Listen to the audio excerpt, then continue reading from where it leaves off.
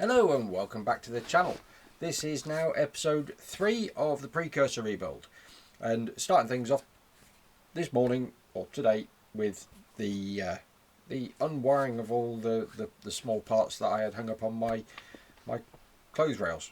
So a comment from yesterday's video was, have we ever considered powder coating? Now that's a fantastic question. Powder coating is quite a good idea, for especially for small parts like this.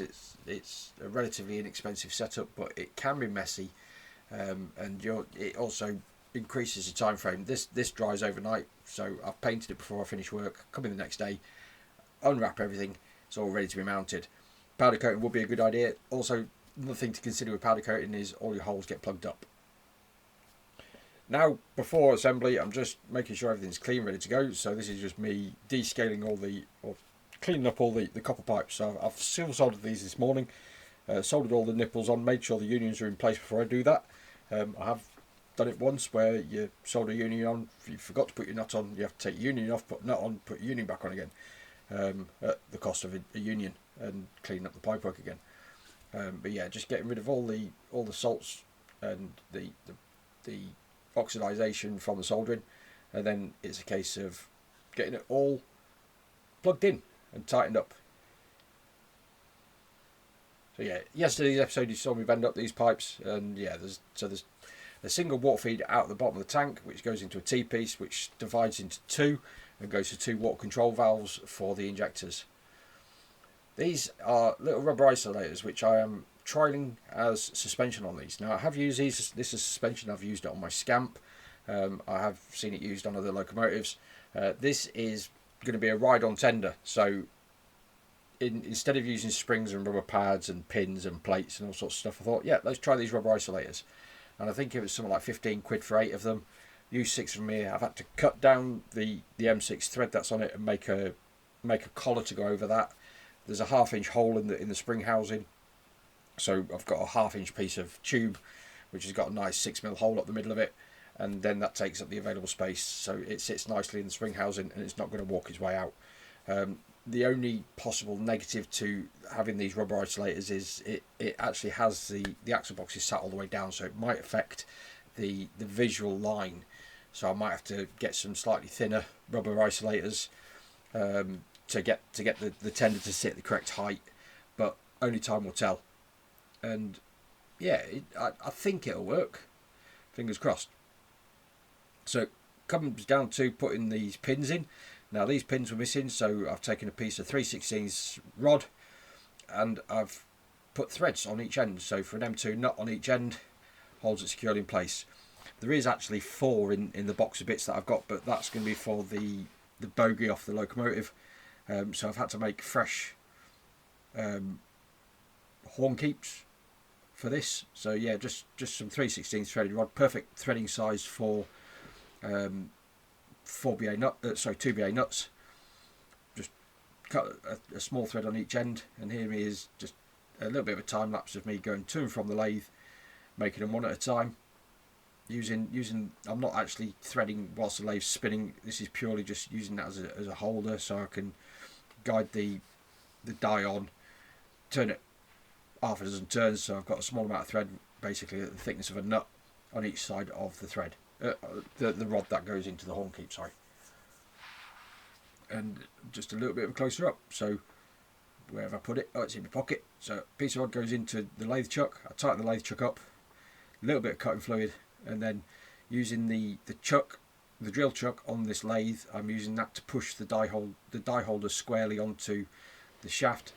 6 full turns, wind it off and blow off the threads, flip it over, rinse and repeat. So that's putting threads onto 2 ends of a piece of rod. Again, die goes in place, tailstock comes in to hold that flat against the face, so it cuts a nice straight thread. 6 winds on, 6 winds off, job done, and then it's onto the loco.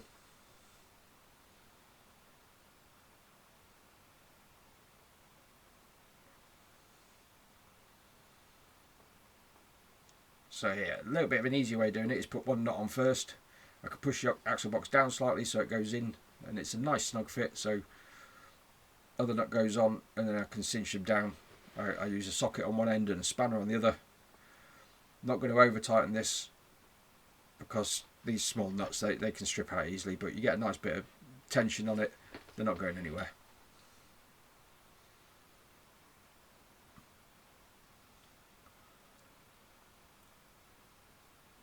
So from there I am putting on the coupling bar mount. Coupling bar mount? Yeah. So there's two pieces of angle which bolt onto the inside of the frame here. The nut and bolt holds on these pieces of angle, and that piece of angle then has the draw pin goes through it and bolts on the coupling bar. Not too much to really say about this one. It's just, yeah, two pieces of angle with a hole down the middle of it. A little bit awkward putting the nuts on the bottom one because the angle's upside down. It doesn't leave you a lot of space to get in there, but manage it all right. And then I'm just going to flip the camera around so you can see it from the other side. Is exactly what I'm looking at when I'm doing it up. So yeah, second piece of angle goes in there. You can see the hole in the middle. That's where the draw pin goes. Not on the inside. And tightened up. Job's a good one.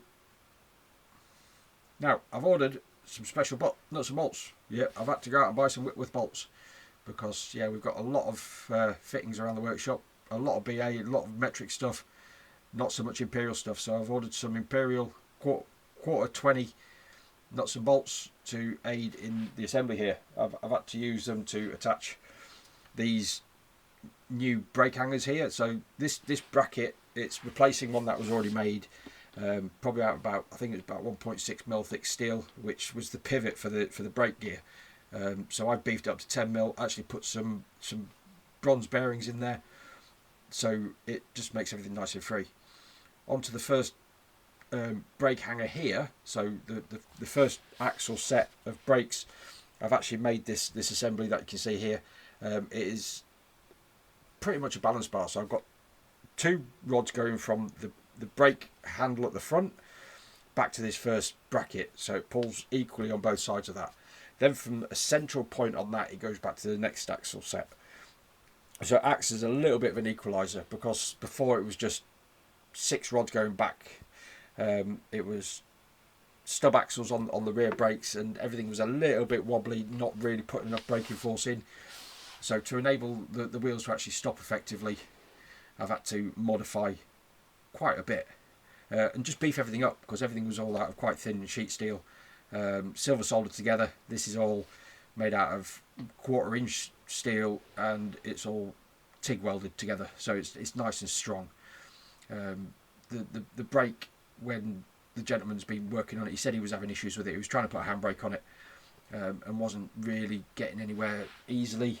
He actually had a ratcheting lever set up, which I have actually gone for a hand wheel setup on this, and you'll see that probably in tomorrow's video. I'm not sure if it fits in this one, but yeah, it's a new hand wheel setup on the top of it, and it's to look more like the London Northwestern stuff, which makes it better. Onto the rear 2 sets of brakes, and you can see here there's a single rod coming back from that first brake hanger, and then it goes to a pair of rods going back to the rear. As I say, the rear wheel set, that only had stub axles on there, so there wasn't a crossbar. So it's all been modified. The rear brakes aren't as efficient as the front and the middle set. Just needs a little bit of a tweak, but I'll do that once everything's built up, and I can have a play with it. So here, just showing freewheel turning, I can move the lever and it stops that front wheel set dead.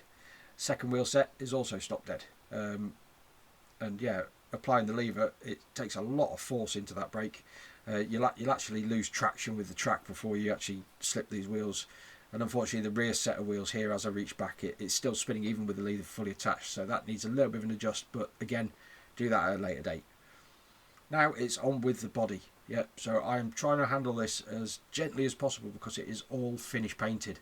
The lining on it is absolutely beautiful. The paint finish on it is beautiful. So I want to get this all in one piece, get it wrapped up in cotton wool and stored out of the way. So yeah, body goes on, lining it all up, making sure it all fits. And then it's a case of adding lots of little tiny nuts and bolts.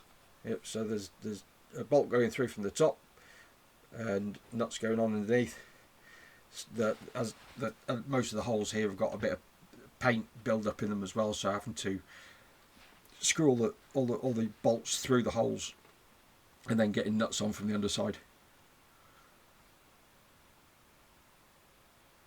Yeah, a little bit fiddly, a little bit awkward to see as well. It's quite dark underneath there, so you've got to have a feel, and sometimes crow your neck underneath and see where your nuts go.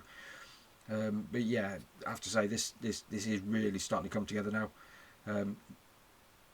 Probably get this one finished tomorrow, and then it's on to the next bit. But before I go any further, I'm just going to fill the water tank up. So this is a separate tank that lives inside the tender. It's a lot easier to seal a tank than it is to seal a tender. So I'm just filling this up with water to see if I've got any leaks. And I'm going to leave this overnight. And if I come in the morning and there's a puddle on the floor, I know it's leaking. So yeah, just going to fill it up with water, leave it overnight, and see what happens. See if there's any leaks. But it turns out there isn't any. So, as always, thank you very much for watching.